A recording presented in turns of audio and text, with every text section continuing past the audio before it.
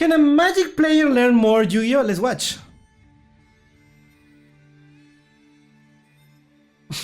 Well, I guess we're doing this. We're doing like this. So many people from my generation, I grew up surrounded by Yu-Gi-Oh. That's me. I had my mom recorded on the TV. Oh, I got okay, tapes not on like holidays, not that much, but yeah.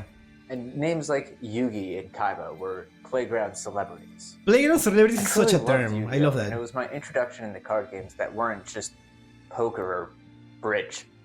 But eventually, the people around me stopped playing Yu-Gi-Oh and found other hobbies like Magic the Gathering, which I cannot believe that people can move from Yu-Gi-Oh to Magic. How does that happen? I found it so interesting. I don't know much about Magic, but it seems like such a different game. I don't know.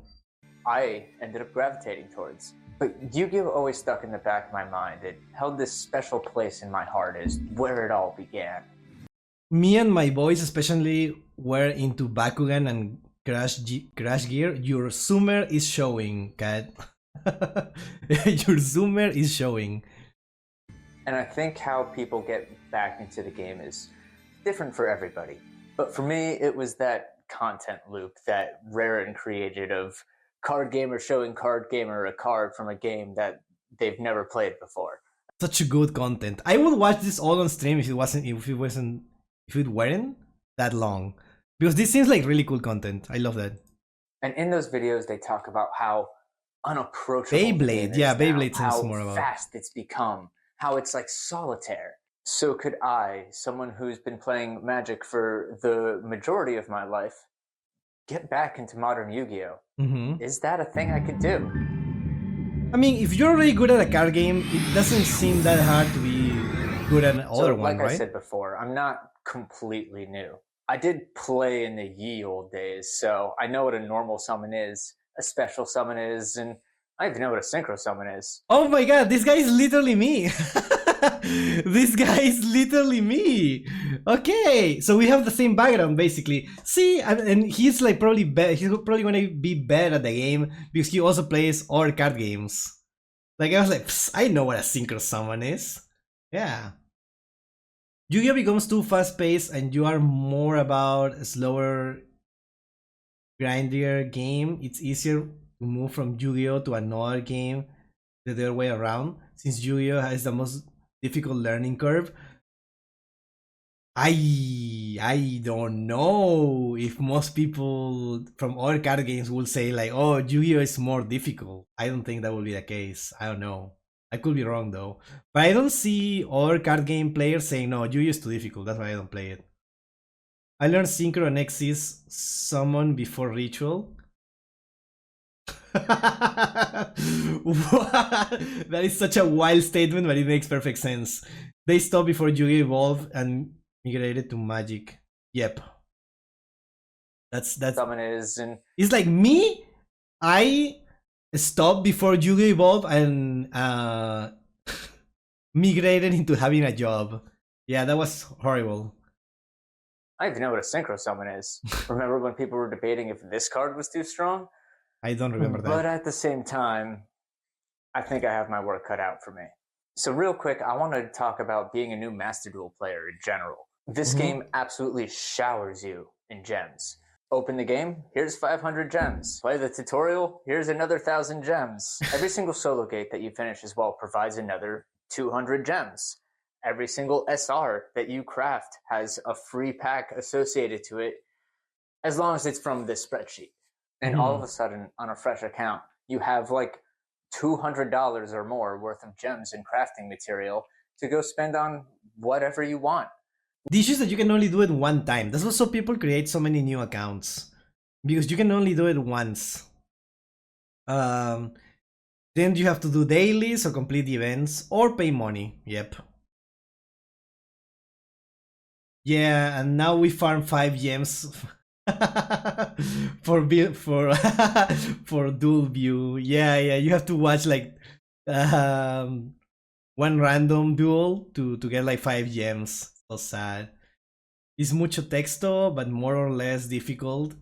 It's not really what gets players to make them quit. It means it's easier to move out from Yu-Gi-Oh to back into it. Yeah.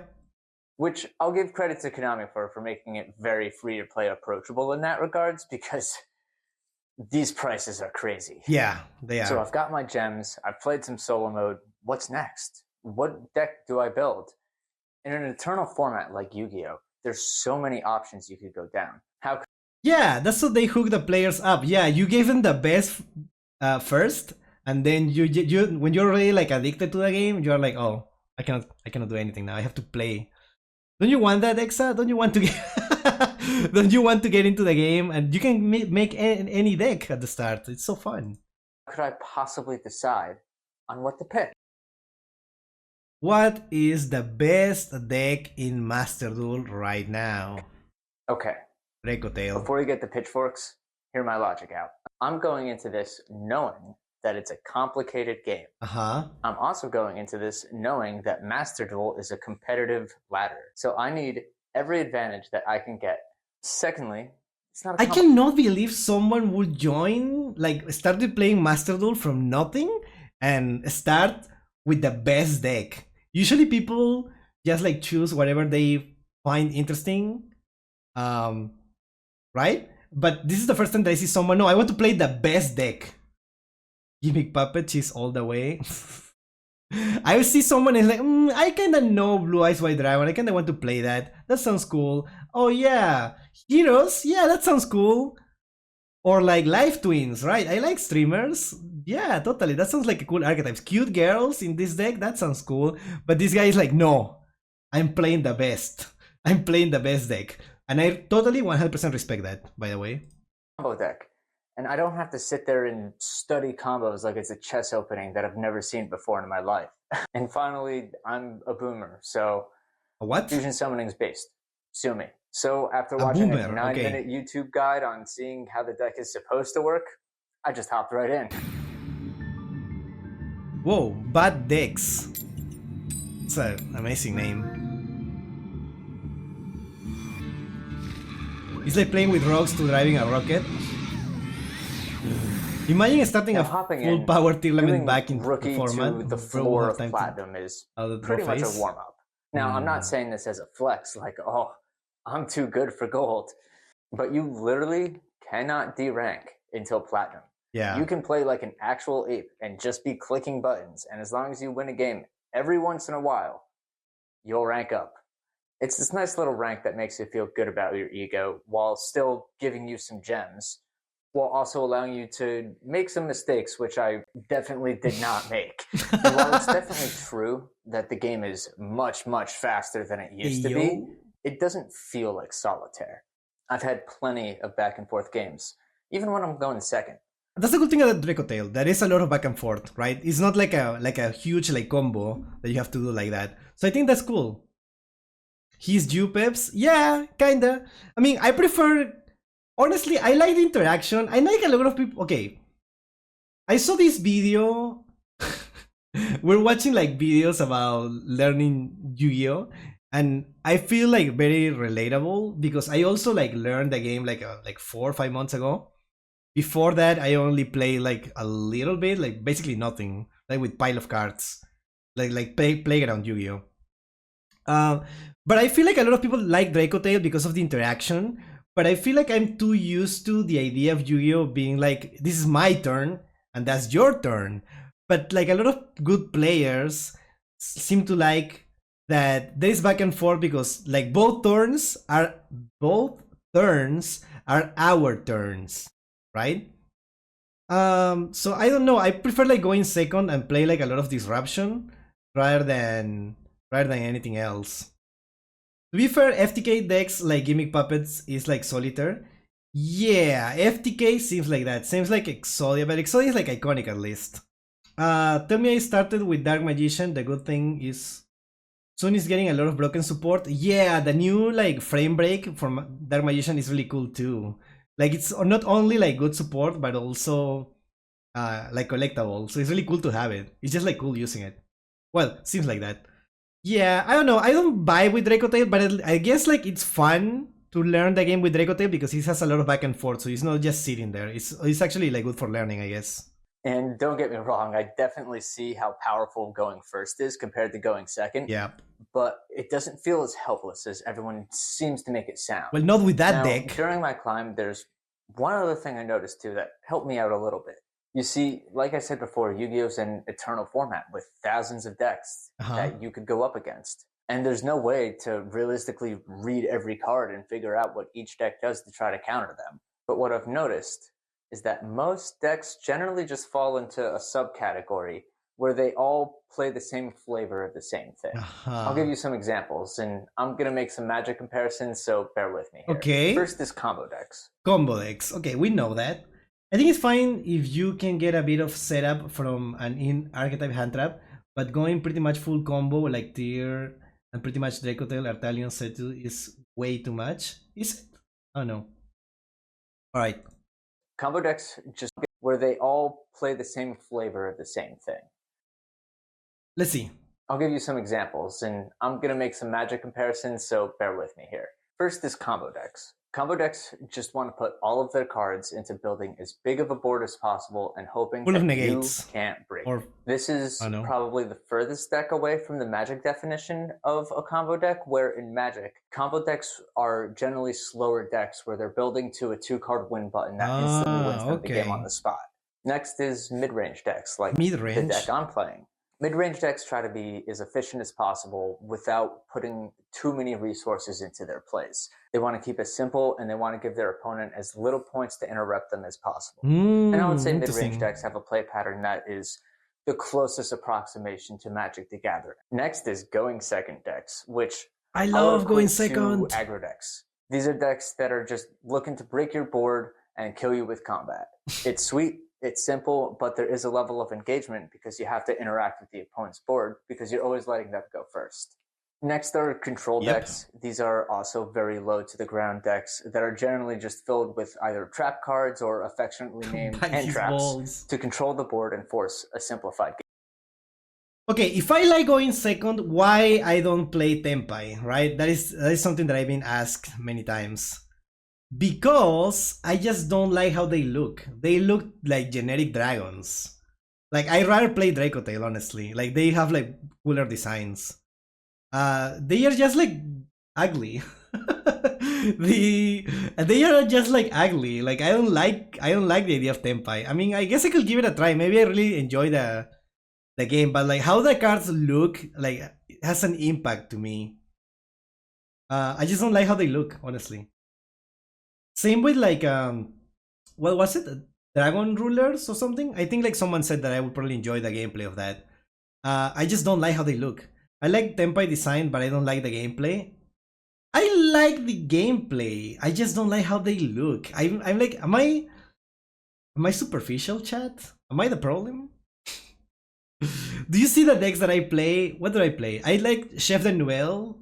Like Chef de Nouvelle, no. Nouvelle decks is like, I like everything about it. I like the theme, I like the art, I like the gameplay, everything is amazing. I love that, right? With, for example, like Cyber Dragons, I like everything about it. I like the gameplay, I like the art. There is no theme like as strong as the other ones, but I also like it.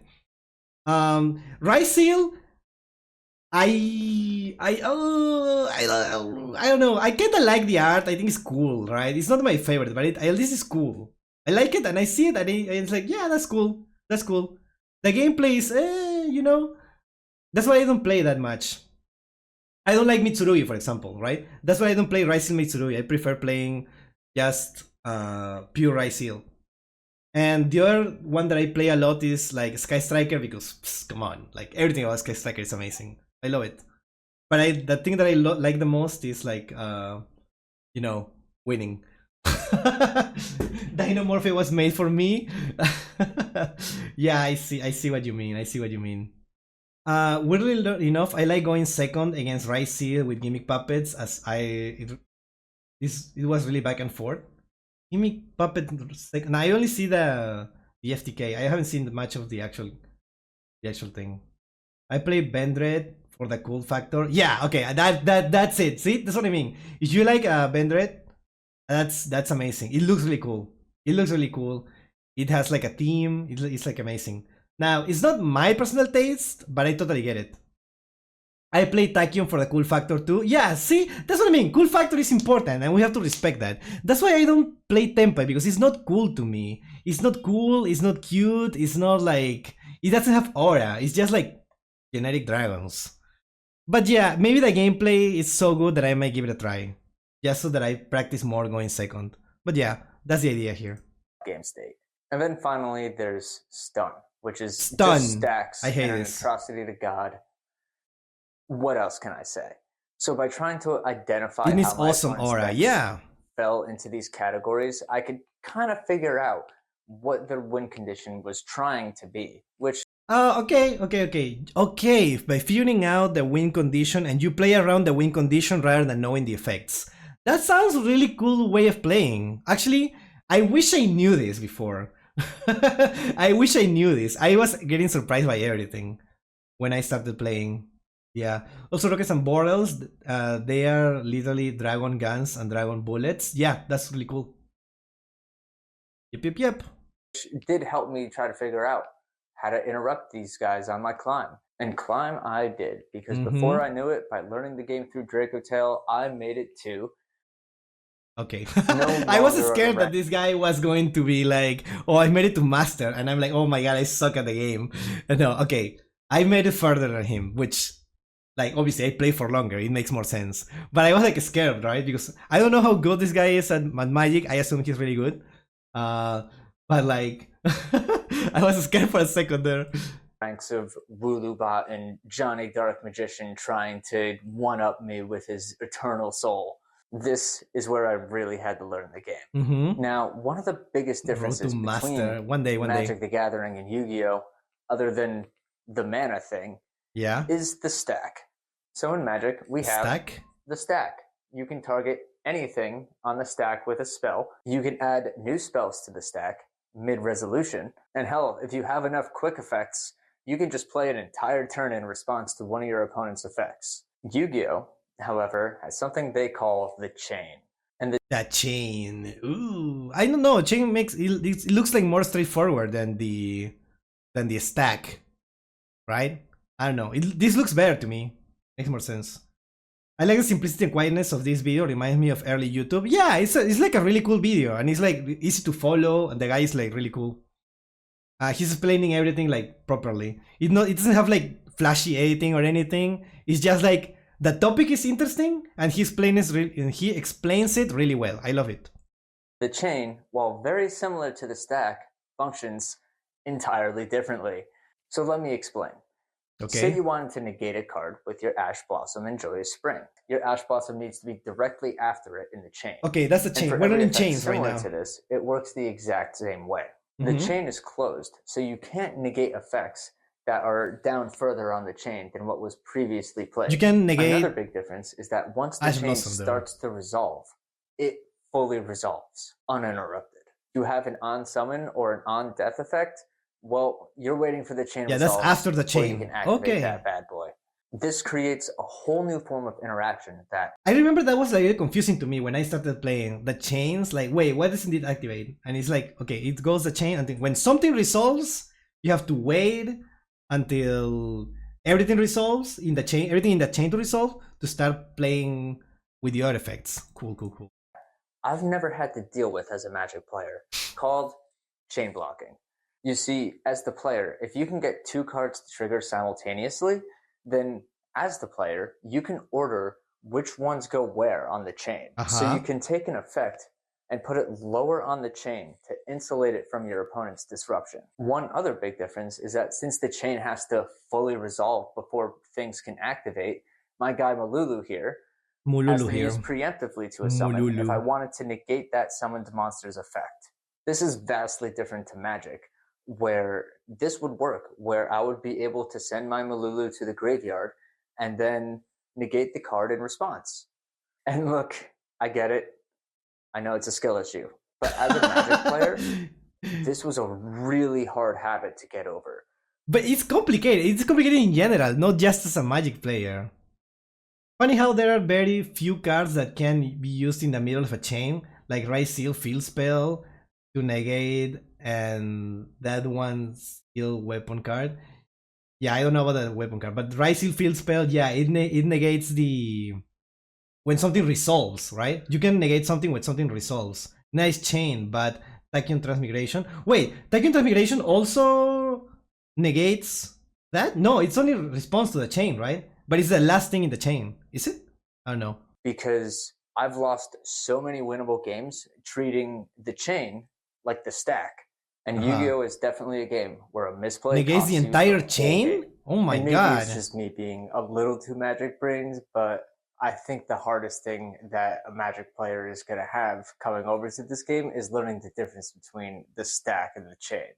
Tachyon Transmigration negates all opponent's cards in chain. I kind of want to try that. Okay, hold on. Now I kind of want to play Tachyon now. I'm gonna steal Cat. I'm gonna steal your deck the same way that I stole that I stole Sky Striker from Moxie. I'm gonna do it the same way. As long as cards target and the card is targetable, you can negate anything in the chain, no matter the order. Interesting. I can give you my deck list. It's pure though. How much UR would I need? Can I get like a? Is there a structure deck that I can get, or do I have to get like every card individually? Yeah, remember the other VTuber that got bullied? That was Transmigration negating his whole side of the chain. Oh, right, you're right. Tachyon is a bit pricey, I forgot to be honest. Okay, well, I will keep it in mind next time. But yeah, thank you so much for offering the deck list. I appreciate it. But overall, I learned, I persevered, and I finally made it to Master Rank. What? So what He actually made it to Master Rank? What? I feel bad now. I feel bad for everything I said. Holy, wait, what? I think now that I've gotten here, to be honest, the two games aren't really comparable outside of the fact that they're both printed on cardboard. So I think I'm qualified to give my unprofessional opinions on what are the pros of this game. To start, alright, chat, no. I cannot let this slide. I cannot let this. I don't know how long it took him. I don't know how long that was. I mean, we could probably get close. Did he say? Did he say how long it took? I don't think he did. But like, okay, I'm gonna start my climb. You know what? I'm gonna start my climb. I don't know when. I'm gonna have like random streams like climbing. I don't know. Really is a fun and unique experience. Oh my god. I can see why so many people love this game. I know a lot of people have issues with the one card starters, but I think they add a component to the game where it gives it that heart of the cards moment where you draw it when you're on the back end of a bad situation. And it gets you out of a tight jam. That's kind of an experience that you don't get often in other card games. And also, I will say the theming of decks are excellent. Yeah, that theming is the best part. The theme or the lore of any deck, their theme and lore is pretty well represented through gameplay, and I really appreciate that. Konami put a lot of work. Give examples. These decks I want to give these examples. Feel like they're doing what they would do within the context of Yu-Gi-Oh. So these next few are Master Duel specific, but I'm still going to count them. Just the fact that the client reminds you of triggers. The fact that the client reformats the text box to actually be readable, and it even highlights the text of the effects that's activating on the card. It really helped me in figuring out what effect was activating, where on the card it says it, and why it was activating in the first place. That is so cool. That is so cool. Shout out Which sadly makes you worse at playing with paper. Like the fact that Master Duel is so good, like the client is so good, like it makes you bad at playing cardboard. That is so funny. I can get a structure deck, I guess. 2 or 3 cards is expensive. Surprisingly, Master 1 is very chill rank to stay in. Everyone plays junk there since they can't rank down. It's not that hard to get Master. I go to Master 2 seasons in a row with White Forest before the support drop in full Malice.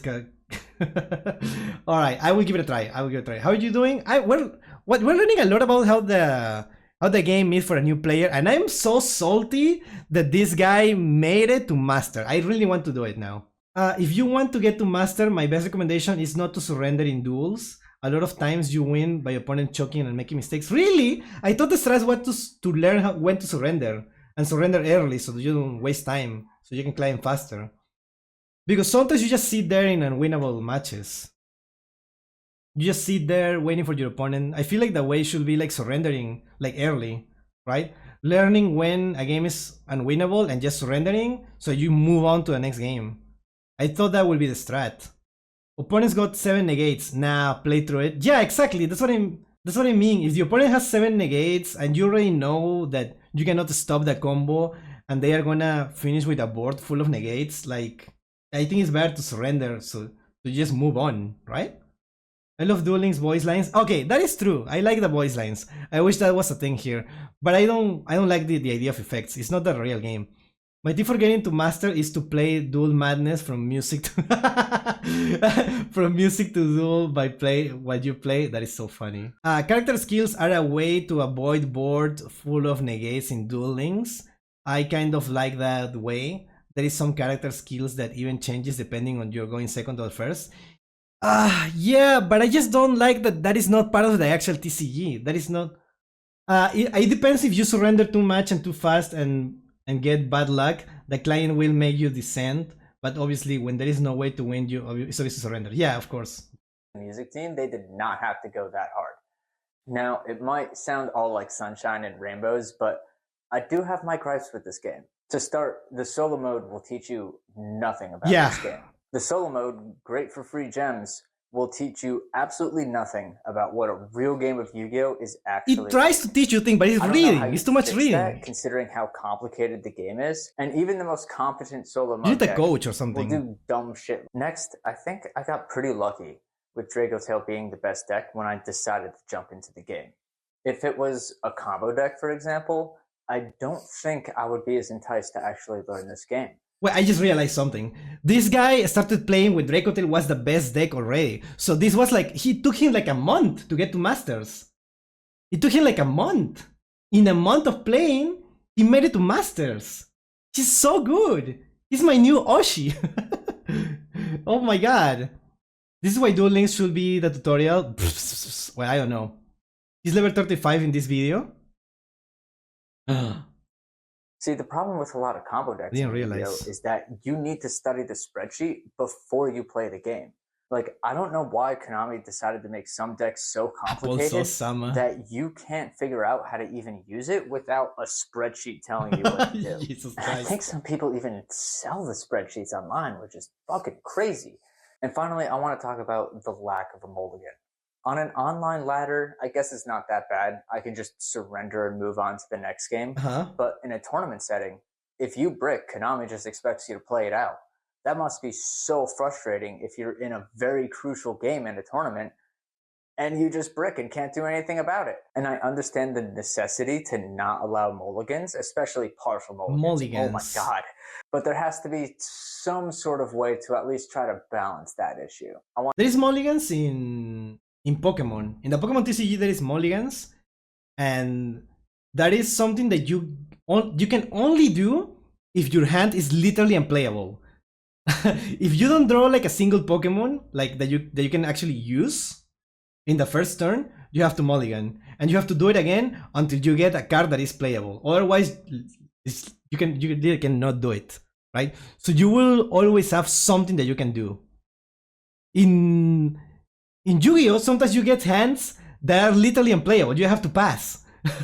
You cannot do anything, right? That is something that happens. It's made to learn the main mechanics and then the summoning mechanics. Does people wanted to teach how a tier mirror goes like? Yes, because that is like the actual game.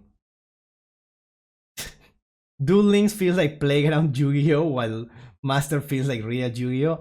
I don't think Duel Links should be called that. World Order moment, Vanguard has that too. Oh, I don't know anything about Vanguard, but yeah, I feel like, I mean, also Magic also have that, so I guess that is a staple of every card game, but not for Yu-Gi-Oh. Talk about the elephant in the room. I know every Yu-Gi-Oh player has been holding their breath, waiting patiently for me to talk about this one. And here he is. Maxi? Look, I understand what Maxi is supposed to be doing for the game, but when it's used like this, oh, yeah. my soul leaves my body. Because the big thing with this game is that there is no mana. The cards are the resource. Yeah. And yes, the going first player has the initiative to generate card advantage. So the going second player should have the option to generate card advantage in response. I don't think that's unfair. But when I watch my opponent do some big combo and I'm looking at my hand like maybe I can break through, and then they throw No. Maxi behind it, oh my god. Like, look, Yu-Gi-Oh players, I get it now. I used to be on CGB's side where Maxi was not that bad. It's just drawing cards. But no, No, drawing cards is the most I really important get it thing. now, guys. It's not just drawing cards. It is so bad. But outside of these, That's why the Mulcharmies have limitations, right? That you can only activate it if you don't have monsters, I think, in your field. So it's like only good going first. Like well, you can do it going second. You use it. I mean, it's only good going second, not going first. It's only good going second. That's what I meant. I don't know what I tried to say there. Twins Dragon 2 going second fixes the going second problem. But that's just me. I don't think that that fixes anything. Yes, Mulcharmies can be activated if you have any cards in your field. Yeah, that's what Mulcharmies, like, it's only good going first then. Going second, sorry. Going second. That makes perfect sense. So maybe Maxi should be banned. But what should be even more banned is Ash. I think Mulcharmies are good for the game and Ash is bad for the game because it negates Mulcharmies. That's what I think. I don't know. That is my hot take. I feel like Ash Blossom is a card that should be banned. If Maxi gets banned, they are going to make more. Yeah, make more Mulcharmies. Make it more situational. Make it more like side deck thing instead of like a card that should always be there. Maxi is at 1 now in the OCG. We have been slowly creeping towards the bug being banned. God, I would love to see that in Master Duel. If the going first player drops Maxi, it forces you to push the for OTK or lose on the spot. Yes, and not every deck can do that. Nah, summon Light Fiend summons FS Requiem, tribute Requiem for effect. Same with Charmis. Yeah, there are ways to play around it. I'm sure. Duel Links console port when? Bruh. It is a fun game. That is a fun game. Ash shouldn't ever be banned because they are going to make something worse. I don't think so. Ash is kinda getting power creep because decks can play through one interruption. Yeah. But the main use of Ash is like if you go first and your opponent activates the Mulcharmy. That's why Ash is too powerful, in my opinion.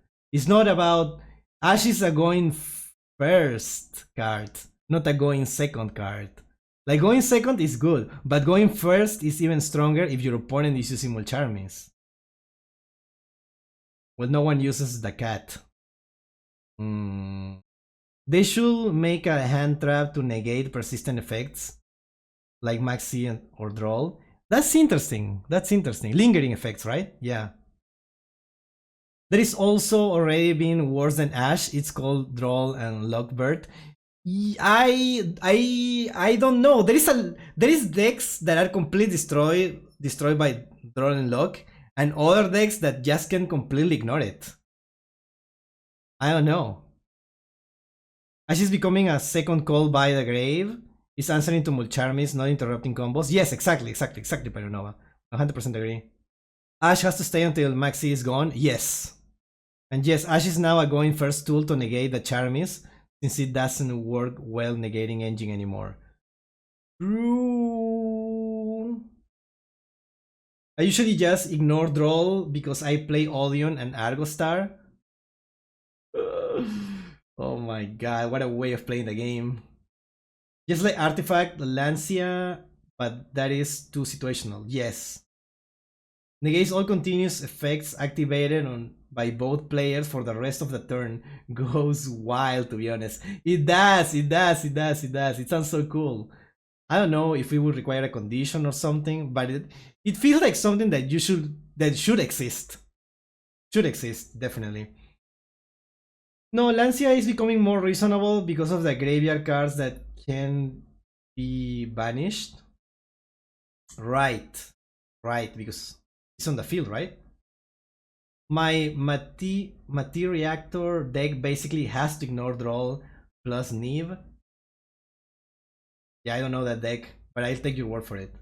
If I play like I expect them, I will always. If I play like I expect them, I will always lose. That is so funny. I honestly think Ash is fine. It's once per turn and it enables triple tactic talents. Ash is fine if it's a going second, not if it's going on first. They are always just making more hand traps. Yeah, they just made a new hand trap, right? That lets you summon. Wait, what is it? I don't remember what it was. I saw a hand trap recently. A new hand trap. That summons something, right? Was it? I don't remember. I think in archetype hand traps are the way to go. Yeah. Like K9 or like not like Isuna and what is the one from this deck? What is the one from Draco Tail? I forgot the name. Femina. All hand traps should have Charmy's claws, in my honest opinion. The going first player should not have access to them. Yeah, they should have like a clause that like to be more specific of what they are supposed to do. I agree. Live Twins will be getting their archetype hand trap in Master Duel soon. Wait, there's an archetype hand trap? Oh yeah. You're right. Yeah, it's like a different, it's like the same character but in a different outfit. Yeah, but it's a hand trap. This is a definitive Ash Blossom take. If Ash Blossom stops your deck is not modern deck. And we can make a ban list based on a 5-year-old pet deck. That is such a base take. And no, archetype hand traps have made things worse. It's just even more splashable. Is it? Taimina, my beloved.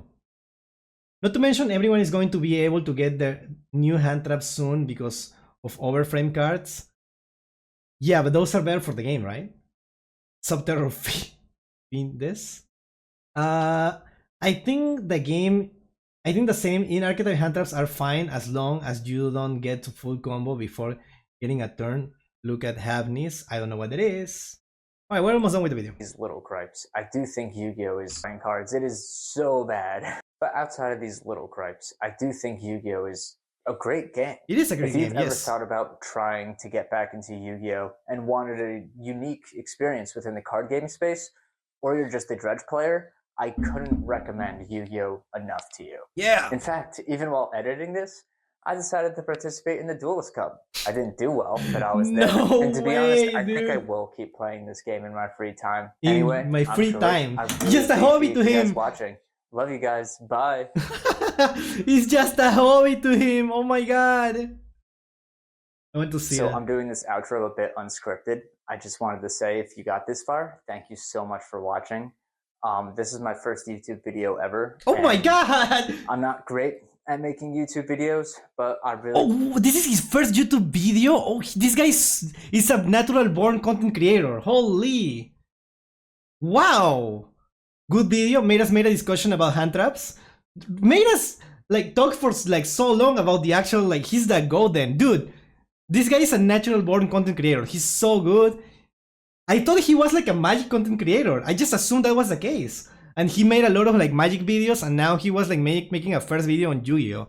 That is so awesome. I really tried my best here, and I had a lot of fun making it. If you guys have any recommendations on what you want me to yap about, or even just editing suggestions, like where I need to adjust audio. Nah, that's perfect. Everything is perfect. More than welcome to let me know. I'm going to take it all to heart. But yeah, I really appreciate it. If you guys like, subscribe, comment, any of that jazz, I'd be more than ecstatic. Thank you so much for watching, and have a great day.